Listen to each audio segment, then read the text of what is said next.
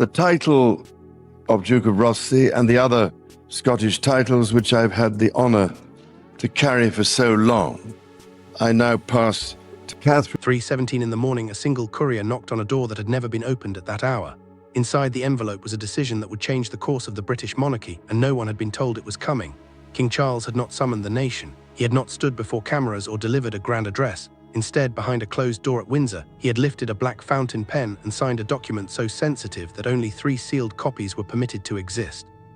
Its subject was Prince William's coronation, and the decision written inside it would permanently alter the future of the British crown. What followed was not just a transfer of authority. It was a moment that would force every member of the royal family to choose between loyalty and ambition, between tradition and the future, between the crown they had served and the crown they were about to inherit. Charles entered his private study at Windsor, carrying the weight of a decision he had postponed for years. His constitutional secretary waited beside the keeper of the Privy Seal, the official responsible for guarding the monarch's most sensitive documents. The doors were locked. A red dispatch box rested unopened between them.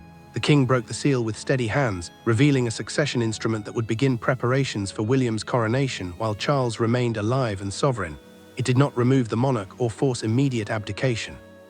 Instead, it fixed a ceremonial date window, granted the prince authority over his crowning, and blocked palace factions from delaying the transition.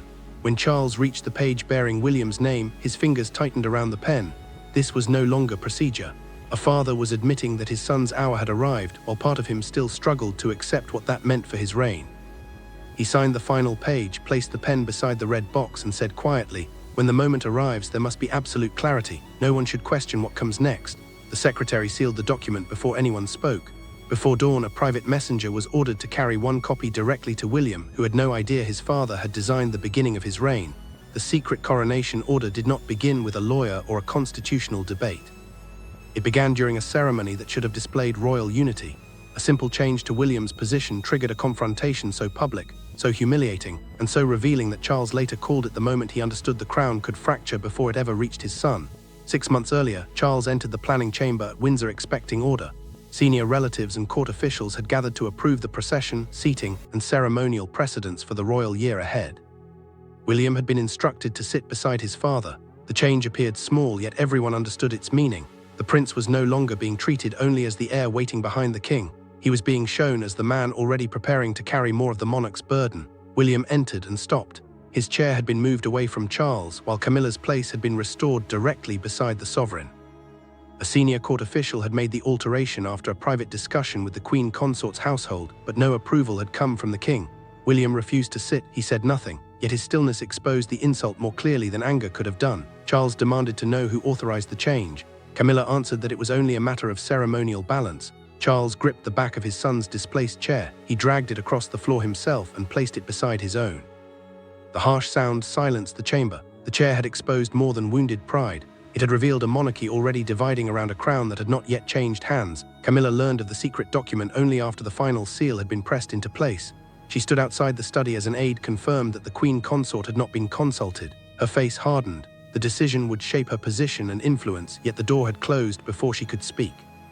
The most dangerous clauses remained hidden. One ordered a ceremony built around service, restraint, and the memory of Diana, Princess of Wales. Another barred anyone outside the direct line of succession from controlling the coronation council. Camilla's authority was suddenly uncertain, while courtiers expecting influence had been pushed aside before the battle began. When William received the sealed envelope at Adelaide Cottage before breakfast, he carried it inside with growing unease. He broke the seal beside Catherine and read the opening clause twice. Accepting it would move him beyond the role of supportive heir. He would become an active sovereign in waiting while Charles still occupied the throne. Catherine watched confusion leave her husband's face and disbelief take its place. She felt pride in the man he had become, yet fear rose just as quickly. William's elevation would also pull George closer to the crown, placing the young prince beneath the same pressure his father had carried after Diana's death. "Did Charles warn you?" she asked.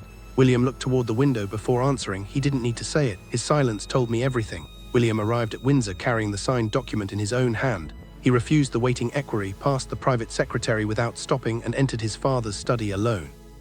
Charles was standing beside the window when the door closed. There were no advisors, no constitutional experts, and no prepared statements, only a father who had made an irreversible decision and a son demanding to know whether love or fear had driven it.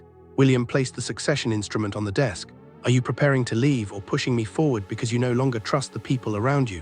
The question struck deeper than either man expected. Charles stiffened because both possibilities carried truth. He had begun planning for an ending, and he had lost faith in those already circling his son's future. Charles spoke more quietly. He feared hesitation would leave William surrounded by factions at the most vulnerable moment of his life. His voice broke when he said he refused to let his son inherit confusion alongside the crown. William opened the document again and found powers he had not fully understood. He could dismantle the existing coronation committee and appoint advisors of his own choosing. Charles then admitted he signed before Camilla could challenge the restrictions placed on non-heirs. William did not reject the order. He demanded one condition instead. Catherine must be included in every decision affecting their children. Behind the king's dramatic signature stood a strategist whose loyalty was not to Charles, Camilla, or even William personally, but to the survival of the crown itself. For weeks, Princess Anne had moved between Windsor, Buckingham Palace, and the ancient offices guarding the crown's ceremonial authority. She asked no public questions and made no dramatic declarations.